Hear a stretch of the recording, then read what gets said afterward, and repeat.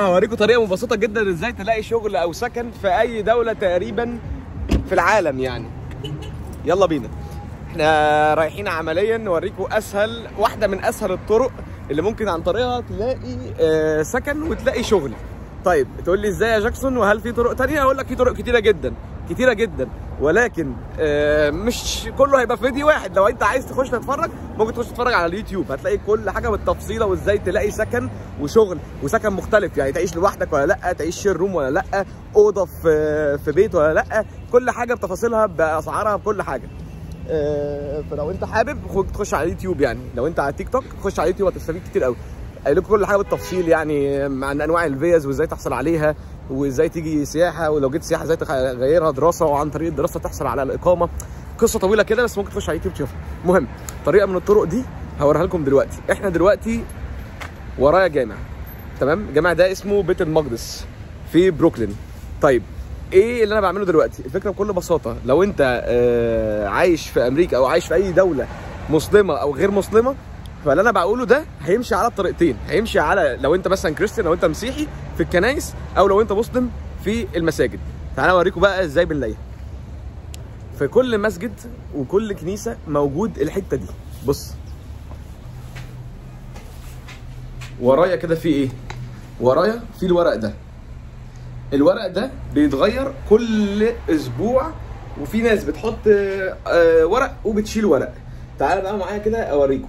ده طريقه عمليه جدا. بص يا سيدي، هنا مثلا في ايه؟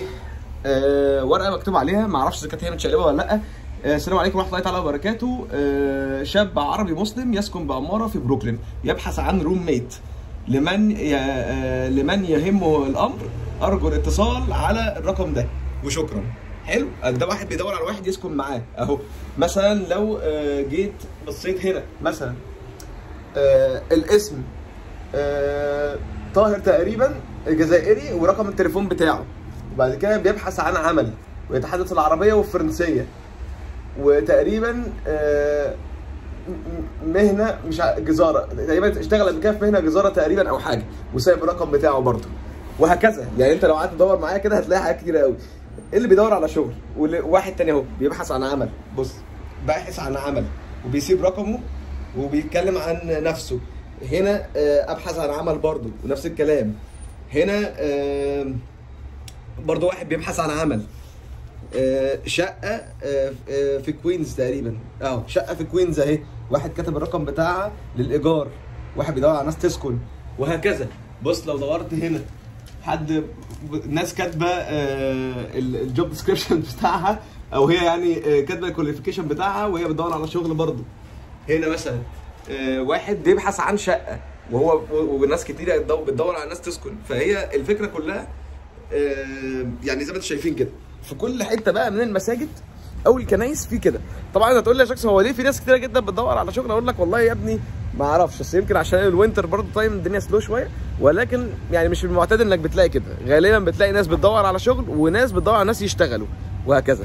فالدنيا بتمشي كالاتي يعني. ولكن زي ما انتم شايفين اللي انا بوريه لكم ده خير مثل حاجه. انا طبعا دخلت، وبرضه خد بالك هي المفروض الحاجات دي كلها بتتشال النهارده، فممكن الناس دي تكون كلها لقيت شغل الحمد لله.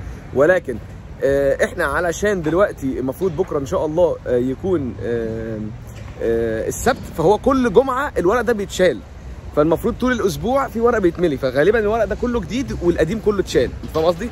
فعشان كده اول حاجه بتلاقيها الناس بتدور على شغل مثلا، بعد كده هتلاقي ناس بيجي هنا تكلمهم ان احنا بندور على ناس تشتغل، ناس بتدور على ناس تسكن وهكذا. هتلاقي اللي بيدور على سكن، وهتلاقي اللي بيدور على حد يسكن، هتلاقي اللي بيدور على شغل، وهتلاقي اللي بيدور على حد يشتغل له وهكذا.